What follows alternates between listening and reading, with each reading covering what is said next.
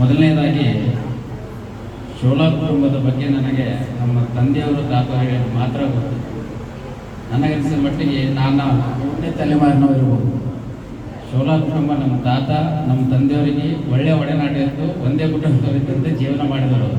ಅದನ್ನು ನಾವು ಮನೆಯಲ್ಲಿ ಕಥೆ ರೂಪದಲ್ಲಿ ಕೇಳಿದ್ದೇವೆ ಹೊರತು 3ನೇ ತಲೆಮಾರಿನವರಾದ ನಾವು ಯಾರು ಒಬ್ರಿಗೊಬ್ಬರು ಪರಿಚಯನೇ ಇಲ್ಲ. ಯಾವಾಗ ಸಿರಾಜ್ ಭಾಯಿ ಮನೆಗೆ ಬಂದ ಮೇಲೇ ನಮಗೆ ಅವಾಗ ಅರಿವು ಉಂಟು. ಅವಾಗ ಮತ್ತೆ ನಮ್ಮ ತಂದೆಯವರೆಲ್ಲ ವಿಷಯವನ್ನು ಹೇಳಿದರು. ಶೋಲಾ ಕುಟುಂಬದವ್ರ ಬಗ್ಗೆ, ಮನೆತನದ ಬಗ್ಗೆ ಬಹಳಷ್ಟು ಅಪಾರ ಪ್ರೀತಿಯನ್ನು ನಮ್ಮ ಕುಟುಂಬದವರು ಮೊದಲಿನಿಂದಲೂ ಇಟ್ಕೊಂಡು ಬಂದಿದ್ದಾರೆ. ಆದರೆ ಅದು 2ನೇ ತಲೆಮಾರಿಗೆ ಮುಗಿದೋಗಿತ್ತು, 3ನೇ ತಲೆಮಾರಿ ಪರಿಚಯ ಮಾಡಿಕೊಳ್ಳುವಂಥ ಪರಿಸ್ಥಿತಿ ಬರಬಾರ್ದಾಗಿತ್ತು. ಆದರೆ ಬಂದಿದೆ, ಏನೂ ಮಾಡೋಕ್ಕಾಗಲ್ಲ. ಆದರೆ ಉರ್ದು ಭಾಷೆಯನ್ನು ನಶಿಸುವ ಹಂತದಲ್ಲಿ ನಾವೆಲ್ಲರೂ ಇಂಥ ಒಂದು ಸಂದಿಗ್ಧ ಪರಿಸ್ಥಿತಿಯಲ್ಲಿ ನೋಡ್ತಾ ಇದ್ದೀವಿ. ಉರ್ದು ಭಾರತದಲ್ಲಿ ಹಲವಾರು ಭಾಷೆಗಳಿವೆ, ಆದರೆ ಕಾವ್ಯಾತ್ಮಕವಾಗಿ ಕಾವ್ಯ ರಚನೆಯಲ್ಲಿ ಅತ್ಯಂತ ಸುಂದರವಾದ ಭಾಷೆ ಅಂದರೆ ಉರ್ದು. ಇದನ್ನು ನಾನು ಹೇಳ್ತಕ್ಕಂಥದ್ದಲ್ಲ, ಸಾಹಿತ್ಯ ಆಸಕ್ತರೇ ಇದನ್ನು ಪರಿಗಣಿಸಿದ್ದಾರೆ.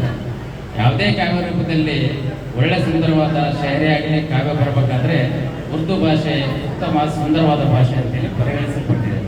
ಆದರೆ ಉರ್ದು ಭಾಷೆಯ ಆಡಳಿತದಲ್ಲಿ ನಮ್ಮ ತಂದೆಯವರಿರಲಿ ಅಥವಾ ನಮ್ಮ ಅಜ್ಜಂದಿರಲಿ ಆ ಒಂದು ಆಡಳಿತ ಪ್ರದೇಶದಲ್ಲಿ ಬದುಕಿರ್ತಕ್ಕಂಥ ನಾವೇ ಉರ್ದುನ ಇವತ್ತಿನ ದಿನ ಮರೆತಾ ಇದ್ದೀವಿ. ಇದು ಶೋಚನೀಯ ಸ್ಥಿತಿ ಅಂದರೆ ತಪ್ಪಾಗಿಲ್ಲ.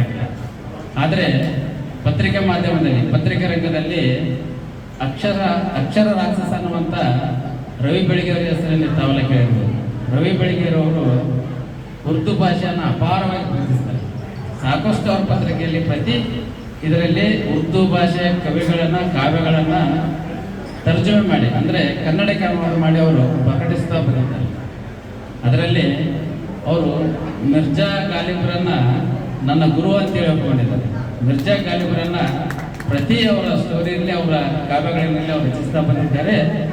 ಅವರ ಆದಿಯಾಗಿ ರವಿ ಬೆಳಗೆರೆ ಅವರ ಆದಿಯಾಗಿ ನಾವು ಓದ್ತಾ ನಮಗೂ ಒಂದಿಷ್ಟು ಮಿರ್ಜಾ ಗಾಲಿಬ್ ಅಂದರೆ ಬಹಳ ಇದು ಅನ್ಯೋನ್ಯತೆ ಅವರಿಗೆ. ಹೀಗಾಗಿ ನಮಗೆ ಗೊತ್ತಿದ್ದೇ ಉರ್ದು ಕವಿಗಳಂದರೆ ಮಿರ್ಜಾ ಗಾಲಿಬು, ಇನ್ನೊಂದು ಯಾವುದೋ ಒಲಿ ಅಂತೇಳಿ ಅದೊಂದಿಷ್ಟು ಮಾತ್ರ ಗೊತ್ತು. ಯಾಕಂದರೆ ಉರ್ದು ಓದಕ್ಕೆ ಬರಲಿಕ್ಕಿಲ್ಲ. ಅವರು ಒಂದಿಷ್ಟು ತರ್ಜುಮೆ ಮಾಡಿ ಅನುವಾದ ಮಾಡಿ ಹೇಳಿದ್ದಾರಂತ ಮಾತ್ರ ನಮಗೆ ಗೊತ್ತಿದೆ.